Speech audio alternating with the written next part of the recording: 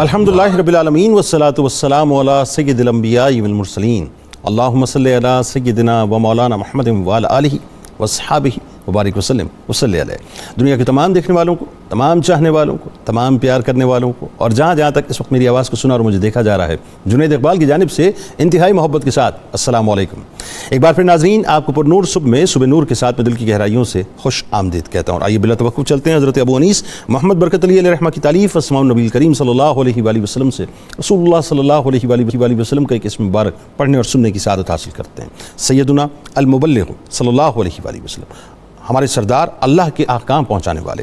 درود و سلام بھیجے اللہ آپ صلی اللہ علیہ وآلہ وسلم پر، آپ صلی اللہ علیہ وآلہ وسلم کے آل پاک پر، اور صحابہ کرام رضوان اللہ تعالیٰ علیہم اجمعین پر. حضرت عبداللہ بن عمر رضی اللہ تعالیٰ عنہما سے مروی ہے کہ ایک شخص نے رسول اللہ صلی اللہ علیہ وآلہ وسلم سے عرض کیا کہ یا رسول اللہ صلی اللہ علیہ وآلہ وسلم، کون سا عمل سب سے بہتر ہے؟ تو آپ صلی اللہ علیہ وآلہ وسلم نے فرمایا کہ اللہ کے بندوں کو کھانا کھلانا اور ہر ایک کو سلام کرنا، خواہ اس سے تمہاری جان پہچان ہے یا نہیں، یہ سب سے افضل عمل ہے. ناظرین کرام، آج آپ نے ہمارے ساتھ رہنا ہے کیونکہ آج شخصیت انتہائی ممتاز شخصیت ہے. ناظرین، بر صغیر میں مجھ جیسا طالب علم ان جیسی شخصیت کو پاتا نہیں جیسی شخصیت ناظرین اب ہم آپ کے سامنے پیش کرنے والے ہیں. ان کا تذکرہ ہے پاک، بلکہ یوں کہیے کہ ان کے غلاموں کے رجسٹر میں انشاءاللہ اپنا نام شامل کروانے والے ہیں. حضرت بہاؤالدین زکریا ملتانی علیہ رحمہ کا تذکرہ پاک ہے. بات یہ ناظرین کہ اس بات میں کوئی دو رائے نہیں ہے کہ دنیا بھر میں اسلام پھیلنے کا ایک بہت بڑا ذریعہ وہ بندگان خدا ہیں جنہیں صوفیاء کرام اور اولیاء عظام کے طبقے میں شمار کیا جاتا ہے. انہی عظیم ہستیوں میں بر صغیر کی ایک بلند پایہ روحانی شخصیت سلسلہ سروردیہ کے روشن آفتاب، طریقت کے چاروں یاروں کے بزم نشین، شیخ الشیوخ غوث زمانہ شیخ الاسلام بہاؤالدین زکریا ملتانی سہروردی علیہ رحمہ کی بھی ہے، جو قاری بھی تھے، محدث بھی تھے، مفسر بھی تھے، عالم بھی تھے، فاضل بھی تھے، عارف بھی تھے، بہترین top of the line educations بھی تھے، خلق کے خدمت گزار بھی تھے، اور ولایت کے اعلیٰ منصب کے تاجدار بھی تھے. یہ وہ ہستی ناظرین جن کے بارے میں کہنا غلط نہ ہوگا کہ اللہ تبارک و تعالیٰ جب کسی سے ایک وقت میں بہت سارے کام جب لینا چاہتا ہے تو پھر حضرت بہاؤالدین زکریا ملتانی علیہ رحمہ جیسی شخصیت کو بھیجا کرتا ہے، جن کی زبان و نگاہ میں اس قدر تاثیر تھی ناظرین کہ اگر کوئی غیر مسلم شریک درس ہوتا تو بغیر اسلام کو قبول کیے نہیں جاتا تھا، اور مسلمان آپ کا درس سنتا تو گناہوں سے تائب ہو کر زہد و تقوی اور نیک اعمال کو اختیار کر لیتا، بلکہ یوں کہیے کہ ولایت کے منصب کے اوپر فائز ہو جایا کرتا. شیخ الشیوخ حضرت سیدنا شہاب الدین سہروردی رحمۃ اللہ علیہ کے بقول حضرت بہاؤالدین زکریا ملتانی علیہ رحمہ تصوف کی دنیا میں اس سوکھی لکڑی کی طرح ہے کہ جو ایک ہی پھونک سے بھڑک اٹھا اور عشق الہی کی آگ نے اسے اپنی لپیٹ میں لے لیا. شیخ الاسلام حضرت بہاؤالدین زکریا ملتانی علیہ رحمہ نے درویشی کے 70,000 علوم طے کیے ناظرین، 70,000 علوم طے کر کے ان پر اپنے عمل کو حد کمال تک پہنچا دیا کہ اللہ کی عطا سے آپ رحمت اللہ علیہ کو اتنی روحانی قوت، اتنی طاقت عطا ہو گئی کہ اگر آسمان کی جانب نظر اٹھاتے تو عظمت عظیم کے بے حجاب مشاہدے کرتے، اور اگر زمین کی طرف نظر کرتے تو تحت الثری تک کی چیزیں انہیں دکھائی دینے لگتی. تھوڑے عرصے میں ناظرین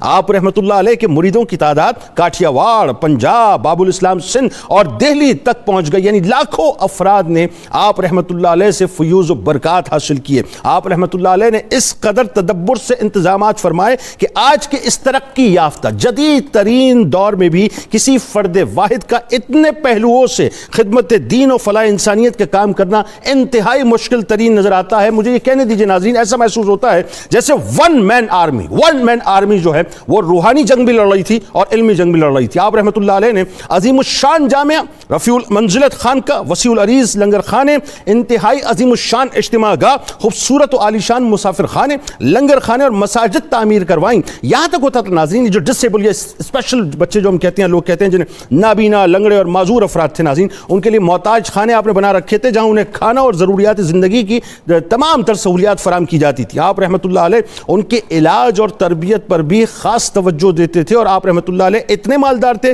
کہ کہ ضرورت کے وقت اپنے مال سے حکومت کو سپورٹ تک کیا کرتے تھے. ناصر الدین کباچا کی بات کر رہا ہوں ناظرین. آپ رحمۃ اللہ علیہ کے دم قدم سے اس وقت کا مدینۃ الاولیاء ملتان میں مدینۃ العلوم بھی بن گیا. حضرت بہاؤالدین زکریا ملتانی علیہ الرحمہ نے ملتان شریف کو اپنے روحانی اور علمی تخت بنایا. 12ویں صدی میں ناظرین، اب بڑی توجہ طلب بات کر رہا ہوں کہ 12ویں صدی میں آپ رحمۃ اللہ علیہ کا ویژن اتنا کلیئر اور جدید تھا کہ اس زمانے میں آپ رحمۃ اللہ علیہ نے ارض ہند پر پہلی انٹرنیشنل اسلامک یونیورسٹی قائم کی جو قدیم و جدید علوم کا مرکز تھی، جہاں دنیا بھر سے طلباء آ کر استفادہ کرتے. پھر آپ رحمۃ اللہ علیہ کے میکانزم پہ ذرا غور کیجئے ناظرین کہ تبلیغ کا جو اسلوب اس وقت آپ رحمۃ اللہ علیہ نے اختیار کیا وہ آج کے دور کی اشد ضرورت ہے. یعنی اسلام کی ترویج و اشاعت کے لیے مبلغین کی تربیت کا ایک باقاعدہ شعبہ تھا، جہاں مختلف علاقوں کی زبانیں ان کو سکھائی جاتی تھیں، انہیں تیار کر کے ایک ٹاسک دے کر رہن سہن سکھا کر تہذیب و ثقافت سکھا کر ان کو بھیجا جاتا تھا. ان کو مال تجارت بھی دیا جاتا تھا، وہاں جا کے پہلے وہ تجارت کریں، یعنی ان کے درمیان اپنی روٹس بنائیں، اس کے بعد اللہ اور اس کے رسول کا پیغام پہنچائیں. ناظرین، آج اسی شخصیت کے بارے میں بات ہوگی جن سے میں سمجھتا ہوں کہ اگر آج ہم استفادہ کر لیں تو بہت سے سوالات کے جوابات ہمیں تبلیغ دین کے حوالے سے آج مل جائیں گے. ہمارے ساتھ 3 شخصیات موجود ہیں جو یقیناً کرف کی محتاج نہیں ہیں. پہلی شخصیت ممتاز اسکالر محترم جناب ڈاکٹر شبیر احمد جامی صاحب، دوسری شخصیت ممتاز عالم دین جناب علامہ محمد اشفاق مدنی صاحب، اور تیسری شخصیت ملتان سے براہ راست ہمارے ساتھ موجود ہوں گے ممتاز عالم دین جناب علامہ فاروق خان سعیدی صاحب. آپ تینوں احباب کو السلام علیکم اور خوش آمدید. آغاز کرتے ہیں ڈاکٹر صاحب سب سے پہلے آپ سے. کیا کمال شخصیت صاحب، میں بھی آپ سے آف دی ریکارڈ عرض کر رہا تھا کہ مجھ جیسے طالب علم کو اتنی عظیم اور قداور شخصیت نظر نہیں آتی کہ اللہ نے خزانوں کے خزانے عطا کیے. اور آپ دیکھیے ویژن کیسا کلیئر. آج ہم گفتگو کرتے ہیں کہ تبلیغ دین کیسے کی جائے، انہوں نے بتا دیا جی 12ویں صدی میں کہ تبلیغ دین ایسے کی جائے، یہ ہونا چاہیے. اچھا جی، آغاز سب سے پہلے حضرت بہاؤالدین زکریا ملتانی رحمۃ اللہ علیہ کا عظیم خاندانی تعارف اور ساتھ ساتھ جو ابتدائی تعلیم و تربیت پہ چھوٹی عمر میں جو آپ کو خانقاہ کی ذمہ داریاں مل گئیں، یہ بھی کیسی کمال بات ہے، بتائیے. بسم اللہ الرحمن الرحیم. آپ کا نام بہاؤالدین زکریا ملتانی رحمۃ اللہ علیہ کے نام سے شہرت ہے آپ کی، اور آپ خاندان قریش سے تعلق رکھتے تھے. اور لگتا یہ ہے کہ آپ کی جو خدمات یا کارنامے دیکھ کر حضور نبی اکرم صلی اللہ علیہ وسلم کو وہ فرمان یاد آتا ہے جس میں آپ نے تنبیہ فرمائی تھی الائمۃ من القریش، یعنی امت محمدیہ اگر اپنے امام منتخب کرنا چاہے، اگر قریشی ہونے کو دیکھے تو یہ بہت بہتر ہے. کیونکہ قریشی نسل ہونا یہ قیادت اور سیادت کا صرف ایک سمبل ہی نہیں، بلکہ اس کو حضور نبی اکرم صلی اللہ علیہ وسلم کی طرف سے ایک قبولیت اور اتھارٹی کا درجہ بھی حاصل ہے. سبحان اللہ. آپ قریشی نسل تھے، ٹھیک ہے، اور 22 واسطوں سے آپ کا سلسلہ نسب حضور نبی اکرم صلی اللہ علیہ وسلم کے خاندان سے سبحان اللہ جا کے ملتا ہے. صحابی رسول حضرت سیدنا حبار بن اسود ان کی آپ اولاد سے ہیں. اور آپ کے والد صاحب کا نام تھا مولانا وجیہ الدین محمد غوث. ان کے بارے میں بھی کہا جاتا ہے کہ وہ علم و معرفت کے بہت بڑے پہاڑ تھے. سبحان اللہ. بلکہ یہ جو علاقہ تھا کلور کوٹ، اس کے آپ باقاعدہ جج بھی تھے.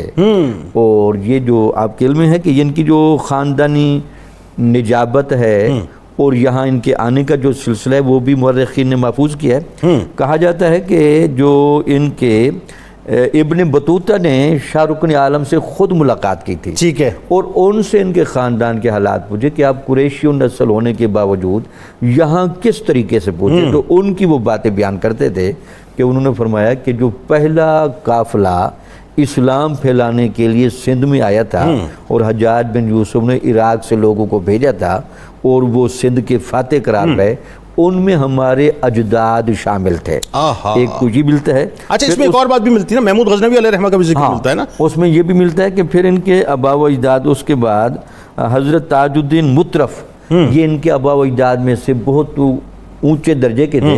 انہوں نے جا کر خوارزم میں وہاں رہائش رکھی اور وہاں بہت سارے لوگوں کو علمی اور روحانی فیض پہنچایا.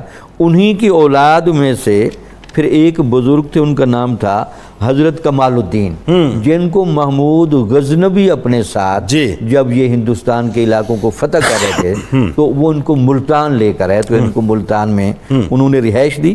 پھر جب وہ کچھ عرصہ ملتان میں رہے تو اس زمان میں چونکہ کوٹ کروڑ کا جو علاقہ تھا ضلع لیہ کا، یہ تہذیبی اعتبار سے ایک زرخیز علاقہ تھا. وہاں کے پھر آپ نے ان کو قاضی بنایا. یہاں کچھ عرصہ وہ قاضی کے عہدے پر رہے اور یہ نسلن بعد نسلن، یہ قاضی کا عہدہ چلتے چلتے حضرت وجیہ الدین تک بھی آیا، ان کے والد گرامی، ان کے والد گرامی۔ اچھا، والدہ بھی نیک پارسا، نانا بھی نیک پارسا، یعنی والدہ فاطمہ، بی بی فاطمہ ان کا نام، بی بی فاطمہ رحمۃ اللہ علیہ، حسام الدین ترمذی ان کے نانا جی تھے۔ تو یہ سارا خاندان لگتا ہے نجیب الطرفین کی جانب سبحان سے اللہ، علم کا، تقوی کا، طہارت کا ایک ایسا سنہری آپ کہہ سکتے ہیں کہ ایک مالا تھی جس میں بہاؤالدین زکریا ملتانی جیسا خوبصورت ہیرا درمیان میں آ گیا۔ ایک بات اور بتائیے جو بڑی خاص بات ہے کہ اس گھرانے کے اندر علم کے ساتھ، تقوی کے ساتھ، زہد کے ساتھ، ولایتوں کے ساتھ اللہ نے مال کی بھی بے انتہا فراوانی مال کی رکھی۔ بے انتہا کی تھی۔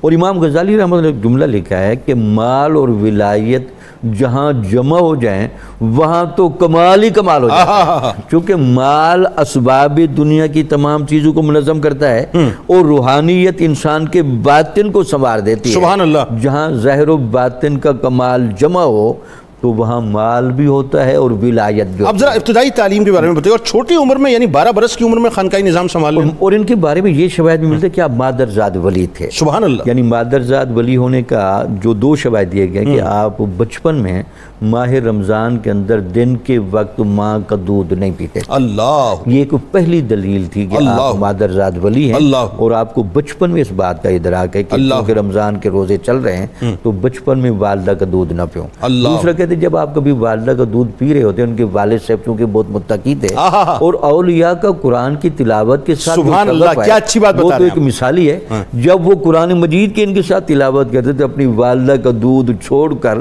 بڑی غور سے سنتے اپنے والد کا چہرہ تکتے رہتے اور خوش ہوتے تھے۔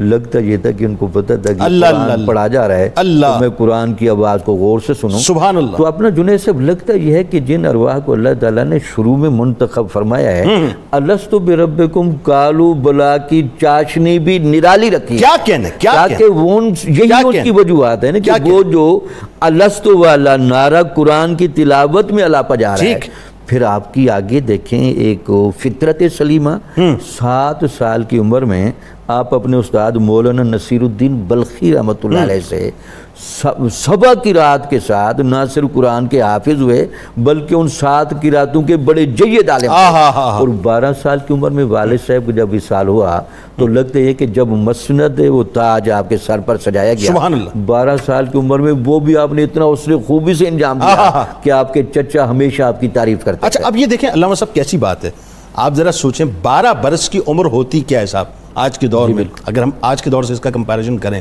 تو 12 برس کے جو ہے بچے کو پتہ ہی نہیں ہوتا صاحب زندگی گزارنی کیسے، کھیل کود کے دن، وجہ اس کے کہ 12 برس میں سلسلے کی پوری ذمہ داریاں، 12 برس میں گدی نشینی اور اتنا بڑا انتظام انصراف، ظاہر والد پردہ فرما گئے تھے، یہیں سے سلسلے کو آگے بڑھ۔ میں چاہتا ہوں کہ ان کی شخصیت کا ایک جب یہ پروگرام کوئی دیکھے نا تو ایک ڈاکومنٹ لوگوں کو لگے کہ جی بہاؤالدین زکریا ملتانی رحمۃ اللہ علیہ پہ بہترین ڈاکومنٹ ہے یہ، یہاں سے سلسلے کو آگے بڑھائیے کہ تحصیل علم کے لیے آپ رحمۃ اللہ علیہ کے اب اسفار کا سلسلہ اب شروع ہوگا یہاں سے، اور کیوں ہوگا ذرا بتائیے، چچا کو کیا فرمایا، کیا عرض کیا، اور پھر مشائخ عظام سے جو آپ نے فیض حاصل کیا، پھر آپ کا جو ایک سلسلہ بیعت کا معاملہ ہے بڑا خاص، شیخ شہاب الدین سہروردی رحمۃ اللہ علیہ کا، اور پھر پلٹ کے پھر ملتان کی طرف آنا اور اس کو علمی اور روحانی مرکز بنانا، بتائیے۔ بسم اللہ الرحمن الرحیم۔ حضرت خواجہ بہاؤالدین زکریا ملتانی رحمہ اللہ کی علمی اسفار کو سننے سے پہلے یہ بات جان لینی چاہیے کہ جیسے ڈاکٹر صاحب نے فرمایا کہ آپ مادرزاد ولی تھے، اور رب جس کو ولایت عطا کرتا ہے تو اس کو علم بھی عطا کرتا ہے۔ اس کے باوجود آپ کا سفر کرنا یہ اس لیے تھا کہ آپ جہد مسلسل کا استعارہ بن رہے تھے۔ واہ، آنے والے دور کے تمام لیڈر اور تمام طریقت اور علم کے جو شاہ سوار ہوں وہ ان کو اپنا آئیڈیل تصور کریں کہ آئیڈیل کیسا ہوتا ہے۔ اب آپ اندازہ لگائیں کہ 12 سال کی عمر میں تخت نشین ہو چکے ہیں اور آپ ایک بہترین زندگی گزارنے کی طرف بڑھ رہے ہیں، تو آپ نے اپنے چچا جان سے یہ بات کہی جن کا نام حضرت احمد غوث رحمۃ اللہ تعالی علیہ تھا۔ ان سے عرض کرتے ہیں کہ چچا جان میں علم حاصل کرنا چاہتا ہوں، تو انہوں نے فرمایا کہ بیٹا یہ تو بہت اچھی بات ہے، آپ اس میں کمال حاصل کریں تاکہ آپ اپنے والد گرامی کی مسند پر جب آپ بیٹھیں تو آپ ظاہر و باطن میں مکمل و اکمل ہوں۔ تو اس کے بعد آپ نے جو علم کے لیے سفر اختیار کیا، عقلیں حیران رہ جاتی ہیں کہ آپ کروڑ کوٹ جو علاقہ ہے جو آج کوٹ لال عیسن کہلایا جاتا ہے، لیا سے 31 کلومیٹر دور ہے بکر روڈ پر، وہاں سے آپ خراسان تک علم حاصل کرنے کے لیے گئے۔ اب خراسان آج کے دور میں تقریباً 2600 کلومیٹر دور ہے. تو اس وقت یہ 2600 کلومیٹر کا سفر کرنا اور اس عمر میں سفر کرنا، 12 برس کی عمر میں سفر کرنا، اور پھر آپ جب خراسان گئے 7 سال تک آپ نے مسلسل وہاں پر علم حاصل کیا، اور پھر وہاں سے آپ بخارا گئے، بخارا میں مزید علم حاصل کیا، اور وہاں پر تو آپ کے بارے میں مشہور تھا کہ یہ بہاؤدین فرشتہ ہے. یعنی علم بھی حاصل کر رہے تھے اور علم کو اپنے اوپر اوڑھ بھی رہے تھے. سبحان اللہ. یعنی علم کا ایک ایک جو ورک تھا وہ آپ کی ذات پر نظر آتا تھا. ٹھیک ہے. خالی ایسا نہیں تھا کہ صرف سندیں ہی حاصل کر رہے تھے، وہ ساتھ ساتھ جو ہے عمل بھی کرتے جا رہے تھے. اس نام سے مشہور ہوئے. تو پھر وہاں سے آپ مکہ آئے، حجاز مقدس پہنچے. حجاز مقدس پہنچے. مکہ حاضری دینے کے بعد پھر مدینہ الرسول آئے، جہاں پر علم مکمل ہوتا ہے، علم کے انوار بڑھتے ہیں، جہاں پر حقیقت میں جو دل کو تسکین عاشق کو ملتی وہ تو مدینے میں سبحان اللہ. سبحان اللہ. مدینے میں آئے اور تاجدار کائنات صلی اللہ علیہ وسلم کی بارگاہ میں حاضری پیش کی. اس کے بعد مسجد نبوی شریف میں 53 سال سے حضرت کمال الدین یمنی درس حدیث دیا کرتے. اللہ. 5 سال تک ان کے پاس بیٹھ کر آپ نے حدیث سنی، اور وہاں حدیث میں کمال جب پا لیا، علم کو ہر لحاظ سے مکمل طور پر حاصل کر لیا، تو پھر طریقت کی جو آنکھ تھی اور دل تھا وہ تڑپ رہا تھا کہ اب کوئی ایسی ہستی ملے کہ جو عظمت بالا کے نظارے بھی کرائے اور تحت السرا کے نظارے بھی کرائے. بلکہ یوں کہیے، اس کو میں اس طرح سے کہ کیونکہ سرکار علیہ السلام کی بارگاہ میں بیٹھ کے اس خیال کا آنا بھی سرکار علیہ السلام کی طرف سے کہ اب ان کو جو ہے مربوط کر دیا جائے، بھیجا جا رہا تھا. اب علم مکمل ہو چکا تھا تو روحانی طور پر تاجدار کائنات چاہتے تھے، جیسا کہ آپ فرما رہے تھے نا، اتنی جہت میں کام کرنا، تو اب اس کی بنیاد رکھی جا رہی. اچھا، اس سے پہلے آپ بیت المقدس گئے نا، وہاں سے جب انبیاء کرام علیہ السلام کے مزارات پہ حاضری دیا. اب حضور فخر عالم کے پاس جب حاضری دے لی تو پھر مزید انبیاء علیہ والسلام سے برکت پانے کے لیے اب بیت المقدس پہنچے، اور وہاں تمام جو انبیاء کرام علیہ السلام کے مزارات ہیں ان پر آپ نے حاضری دی، اور وہاں سے پھر آپ بغداد کی طرف روانہ ہوئے، کیونکہ وہاں پر شہرہ تھا حضرت شہاب الدین عمر سہروردی رحمۃ اللہ تعالی علیہ کا، تو ان سے فیض پانے کے لیے اب بغداد معلیٰ پہنچے. جب بغداد معلیٰ پہنچے تو وہاں مجلس لگی ہوئی تھی حضرت شہاب الدین سہروردی کی. تو جیسے ہی حضرت بہاؤدین زکریا کو دیکھا تو کہا میرا باز سفید ہے، باز سفید ہے. اب یہ جو سلسلہ ہے سہروردی، اس کی خاصیت ہے کہ یہ 3 سال تک مجاہدے کرواتے ہیں. یہ قلبی جو آنکھ ہے اس کو بیدار کرتے ہیں، اس کے بعد خرقہ خلافت پہناتے ہیں.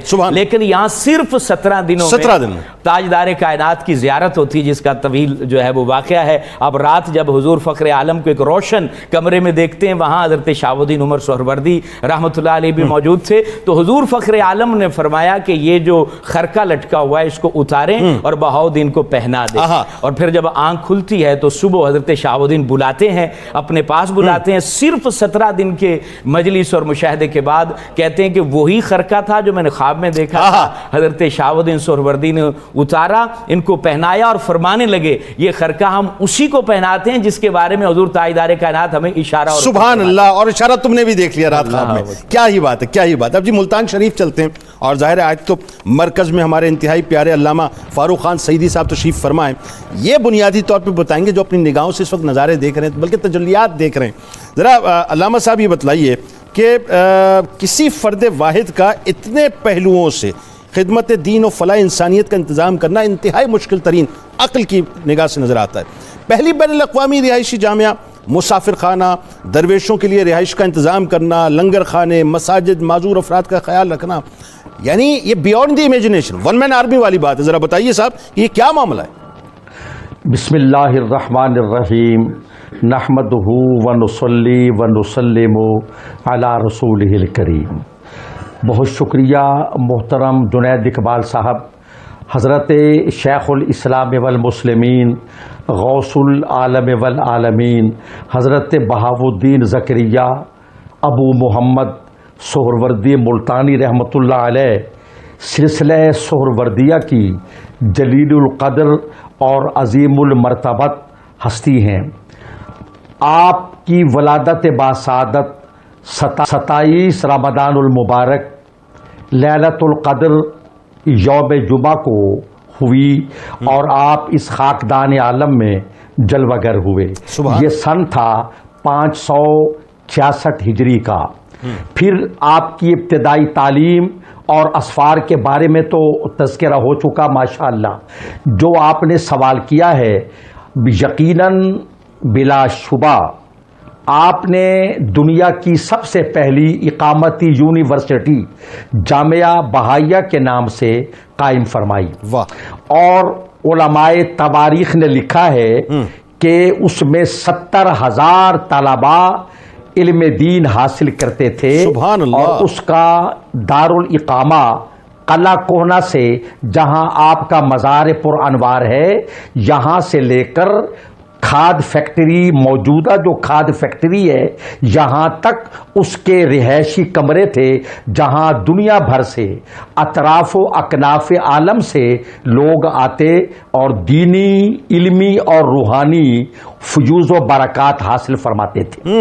یہ خیال فرمائیے کہ وہاں پڑھنے والے خوش قسمت اور سعید الفطرت انسانوں کو دین بھی پڑھایا جاتا تھا، اور اس دور کے مروج علوم و فنون سے بھی آگاہی دی جاتی تھی. سبحان اللہ. جو فنون اس دور میں مروج تھے ان پر بھی انہیں مہارت حاصل ہوتی تھی.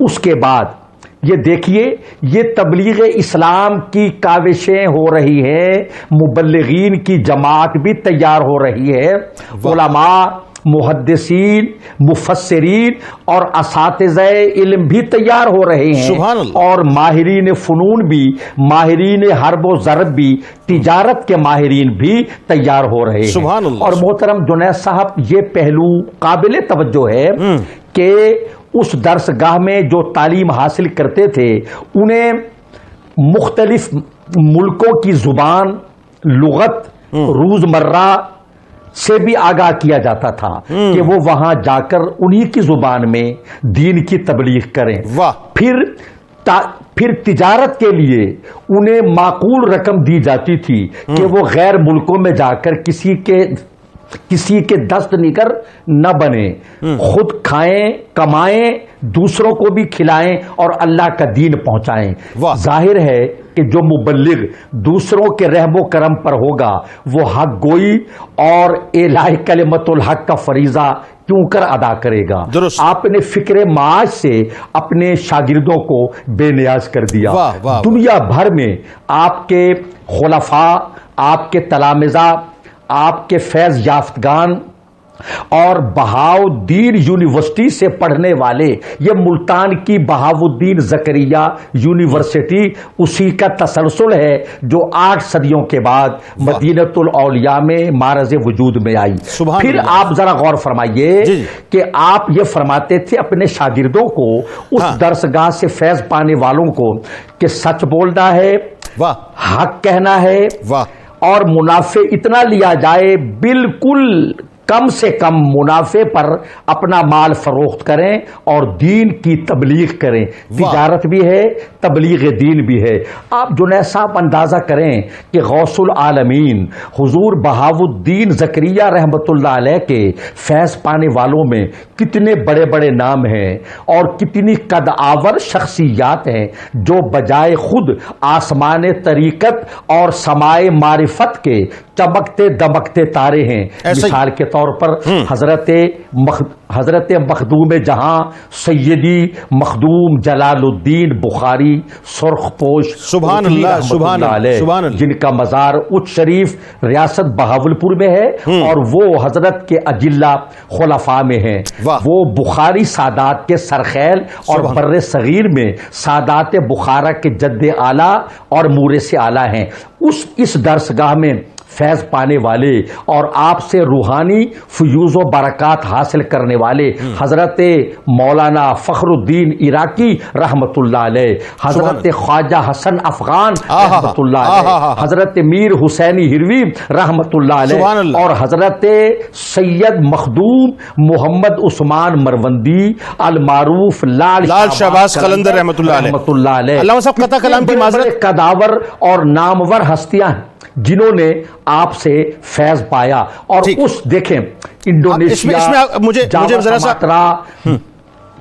ذرا سا موقع دیجیے گا علامہ صاحب. یہ دوسرے سوال میں جب انشاءاللہ آپ کی طرف میں لوٹوں گا تو انشاءاللہ آپ سے اس گفتگو ہوگی کہ آپ کے زہد و تقویٰ کی وجہ سے اور آپ کی اسٹریٹجیز کی وجہ سے جو ایکسپینشنز ہوئی ہیں، ظاہر دین اسلام کا پیغام پہنچا ہے، یہیں سے آپ کی بات ہم انشاءاللہ کنٹینیو کریں گے.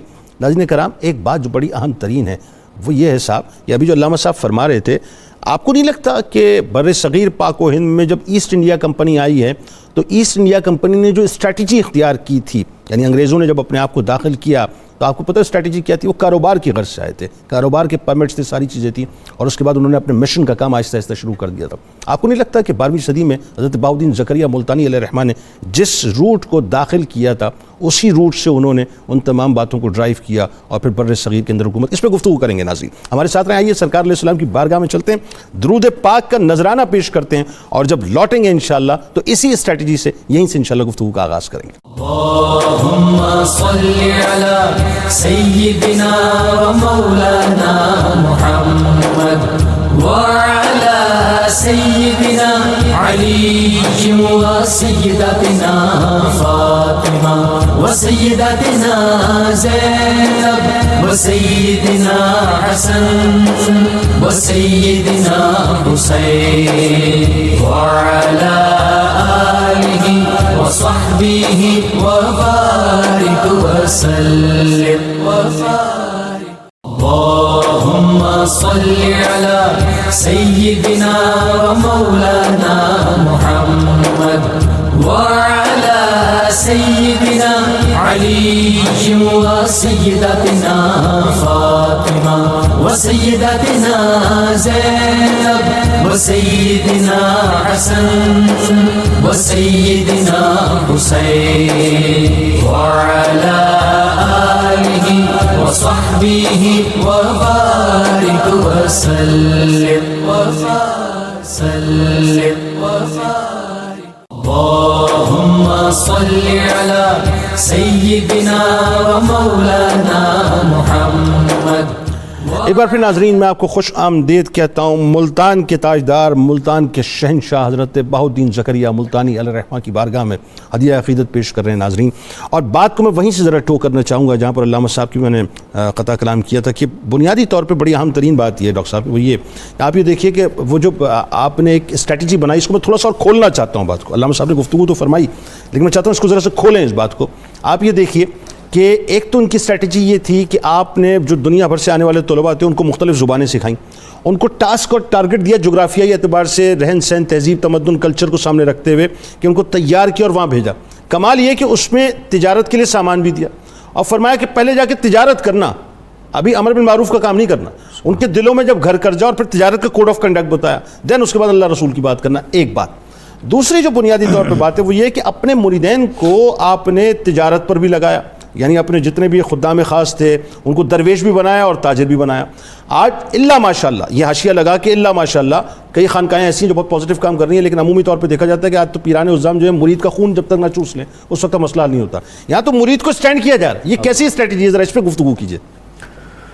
بسم اللہ الرحمن الرحیم، بڑی خوبصورت باتیں ہو رہی ہیں۔ لگتا یہ ہے کہ اگر ہم تین چیزوں کو اکٹھا کریں تو آپ کی تبلیغی حکمت عملی کا وہ ایک ڈھانچہ سمجھ آتا ہے۔ پہلا ہے کردار، دوسرا ہے مال تجارت، تیسری ہے تبلیغ۔ واہ۔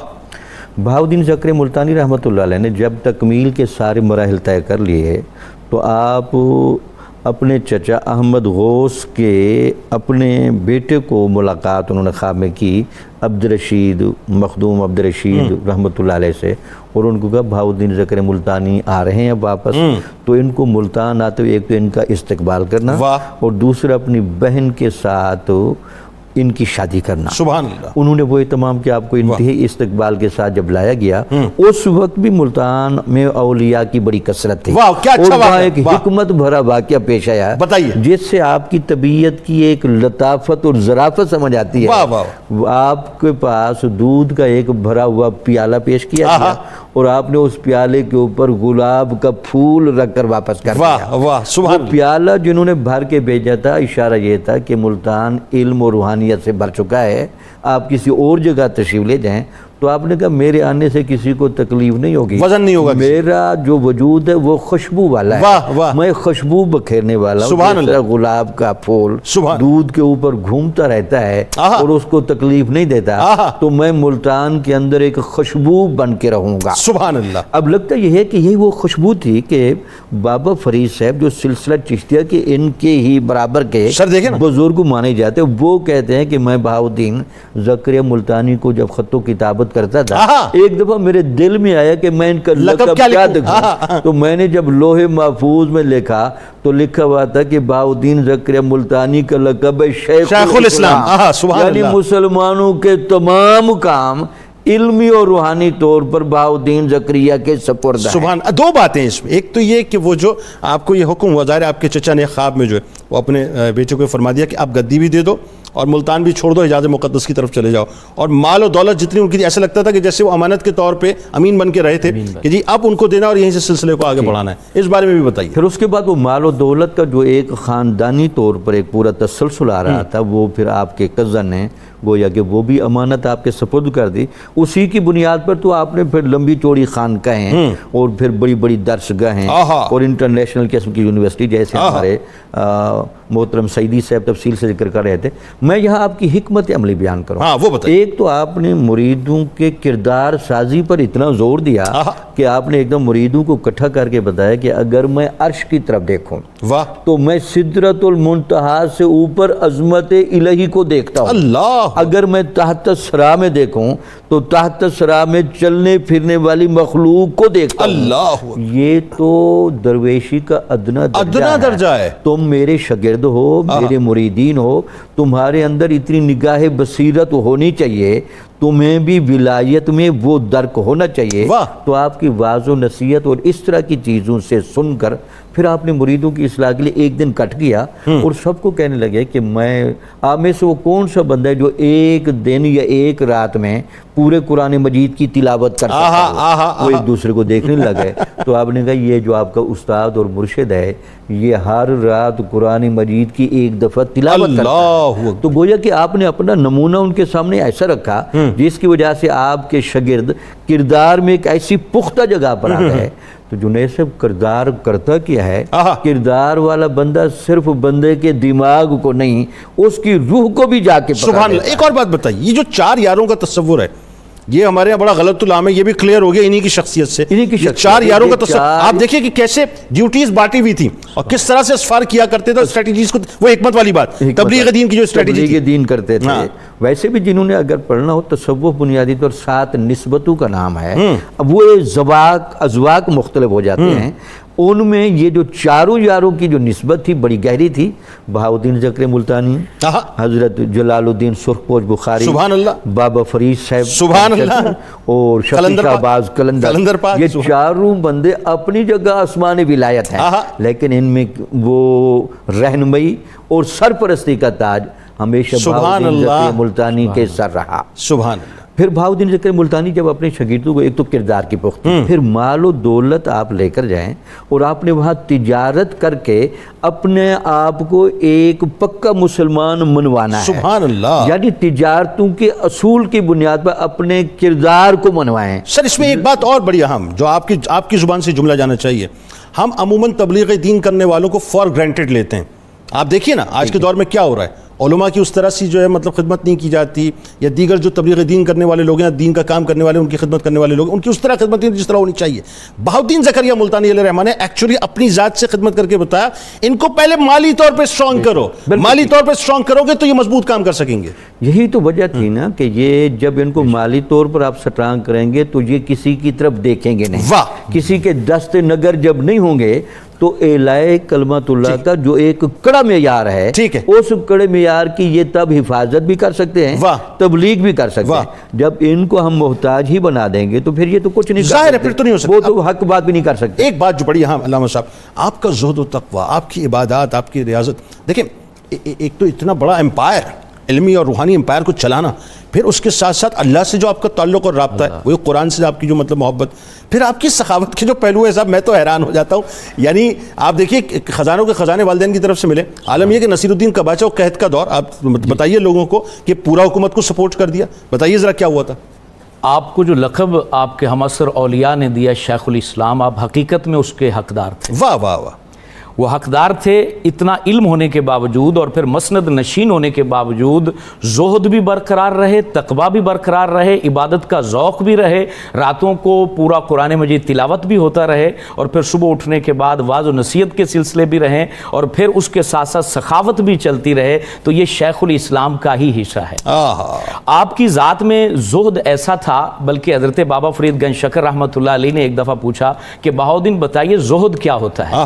تو آپ نے فرمایا زہد یہ ہوتا ہے کہ دنیا کو پہچانو اور پھر اس سے مایوس ہو جاؤ۔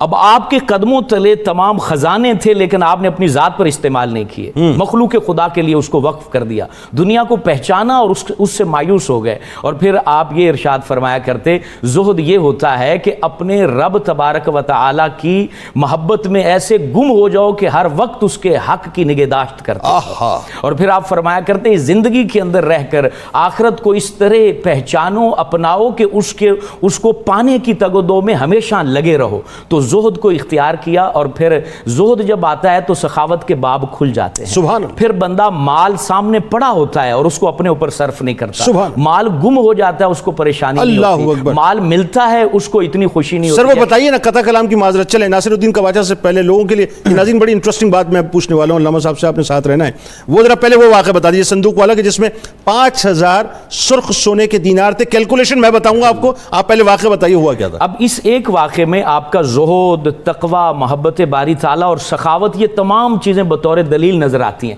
آپ نے اپنے غلام کو کہا کہ وہ جو صندوقچی ہے جس میں 5000 دینار سونے کے وہ رکھے ہوئے ہیں، وہ ذرا اٹھا کے لاؤ۔ آپ اندر گئے، دیکھا تو نظر نہیں آئے، اور آ کے کہا کہ حضور والا وہ تو صندوقچی نہیں مل رہی ہے۔ آپ نے کہا الحمدللہ، الحمدللہ، اور پھر کہا کہ دوبارہ جا کے دیکھو شاید مل جائے۔ اندر دوبارہ گئے، دوبارہ جا کے دیکھا، آ کے کہا کہ حضور وہ صندوقچی مل چکی ہے۔ آپ نے کہا الحمدللہ۔ آپ کے مریدین پوچھتے ہیں کہ حضرت گم ہونے پر بھی الحمدللہ، مل جانے پر بھی الحمدللہ۔ ارشاد فرمایا کہ فقیر کے لیے دنیا کا عدم اور وجود دونوں برابر ہوتے ہیں۔ اب جیسے آپ فرما رہے ہیں، سر اس میں ایک بات میں آپ کو بتاؤں، اب یہ صندوقچی کہنے کو تو ناظرین نے واقعہ علامہ صاحب نے سنا دیا، 5000 سونے کے دینار، مطلب 5000 سرخ دینار ایکچولی سونے کے دینار۔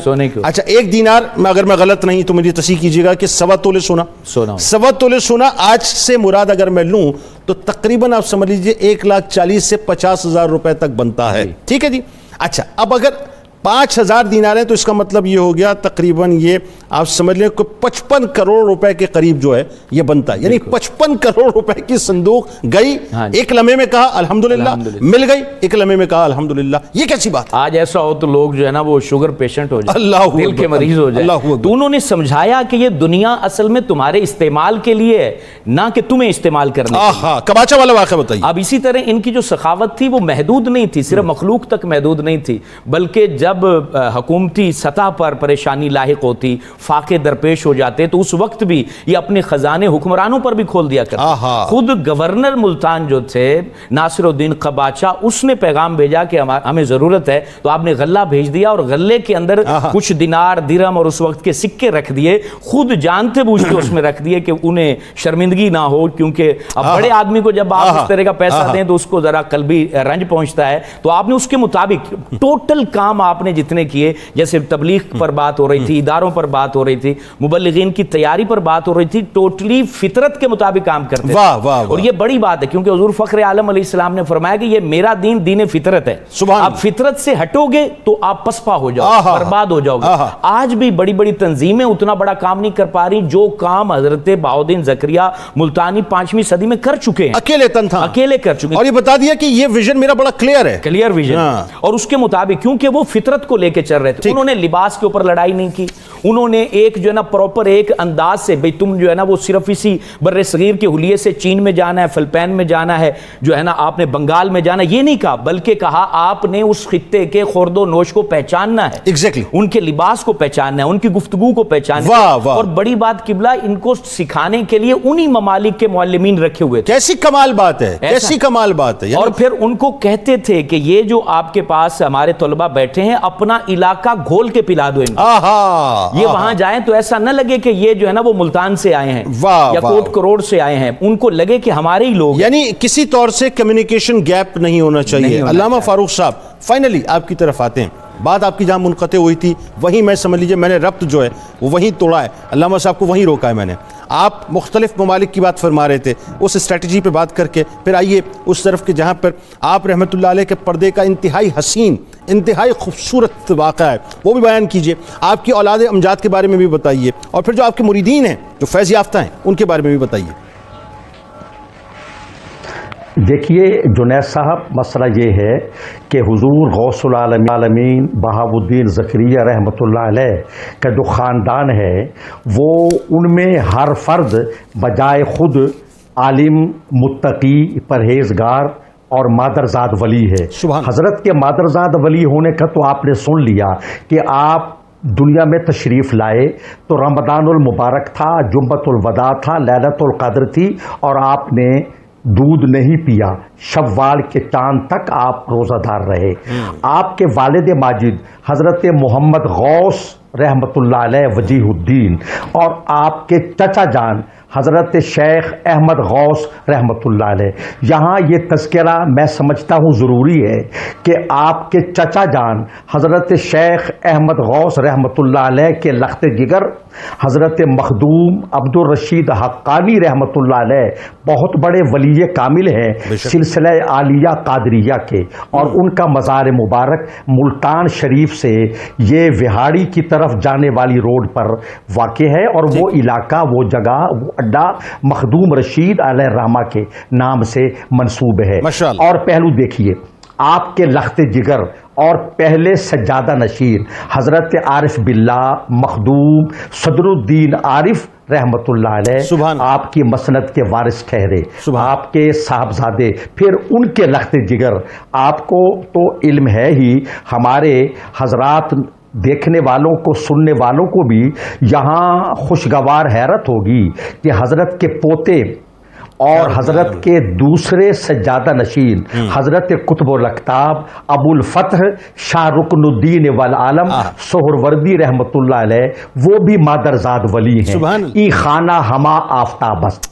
آپ کی بہو اور حضور رکن عالم علیہ رحمت کی مادر معظم حضرت بی بی راستی پاک دامن علیہ الرحمہ جو سلطان جمال الدین والی ریاست فرغانہ کی بیٹی ہے، یعنی دنیا کے بادشاہ کی بیٹی ہے اور دین کے بادشاہ کی ماں ہے. یہ خانہ ہما آفتاب است. اور آپ کے گھر کی جو کنیزیں تھیں، جو لونڈیاں تھیں، مامائیں تھیں، اصیلیں تھیں، خواسیں تھیں، ان کو ہدایت تھی کہ چکی بھی پیستی رہیں، تلاوت قرآن بھی کرتی رہیں، گھر کے کام کاج بھی کریں اور وہ امور بھی انجام دیں اور ذکر اللہ اور ذکر مصطفیٰ بھی کرتے رہیں. دیکھیے حضرت کی تبلیغی مسائی کے نتیجے میں پورا جنوبی ایشیا وہ مشرف با اسلام ہوا.